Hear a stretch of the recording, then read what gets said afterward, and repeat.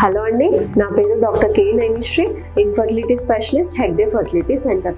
చాలా మంది భయపడుతూ ఉంటారు ఐవీఎఫ్ ట్రీట్మెంట్ అంటే చాలా పెయిన్ఫుల్గా ఉంటుందని అండ్ ఇంజెక్షన్స్ చాలా ఎక్కువ రోజులు తీసుకోవాలి అని అనుకుంటారు. అండ్ అలాగే ఈవెన్ ఎంబ్రియో ట్రాన్స్ఫర్ కూడా ఏమైనా పెయిన్ఫుల్ ట్రీట్మెంటా అని చాలా మందికి డౌట్ వస్తుంది.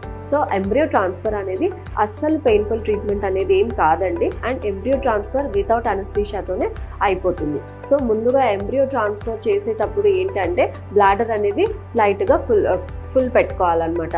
సో దట్ ఎప్పుడైతే మనం ఈ కెథెటర్ అనేది త్రూ ద సర్విక్స్ ద్వారా పాస్ చేస్తామో సో ఈజీగా వెళ్ళిపోవడానికి. అండ్ ఒక్కొక్కసారి ఏమవుతుందంటే ఈ ఎంబ్రియో ట్రాన్స్ఫర్ చేసేటప్పుడు డెఫినెట్లీ అండర్ అల్ట్రాసౌండ్ గైడెన్స్తో డైరెక్షన్ చూసుకుంటూనే కెథెటర్ అనేది పాస్ చేస్తుంటాము. అండ్ ఎలాంటి అనస్థీషియా అనేది కూడా అవసరం ఏం ఉండదు. అండ్ కొన్నిసార్లు మేబీ సర్విక్స్ ఏమన్నా బ్లాక్డ్ ఉంది, స్టీనోస్ట్గా ఉంది, లేదా పేషెంట్ యాంగ్షియస్ అవుతున్నారు, సో లేదా బ్లాడర్ ఎక్కువగా ఫిల్ అయింది అన్న కండిషన్స్లో కొంచెం మైల్డ్ డిస్కంఫర్ట్ అనేది పేషెంట్ సఫర్ అవుతూ ఉంటారు. బట్ అలా ఏం కాకుండా ముందుగానే ఒకసారి మాక్ లాగా మనం ఎంబ్రియో ట్రాన్స్ఫర్ అనేది కూడా చెక్ చేసుకొని డైరెక్షన్ ఈజీగా ఉందా లేదా అని చూసుకొని ఆ తర్వాత మెయిన్ ఎంబ్రియో ట్రాన్స్ఫర్ అనేది ప్లాన్ చేసుకోవచ్చు.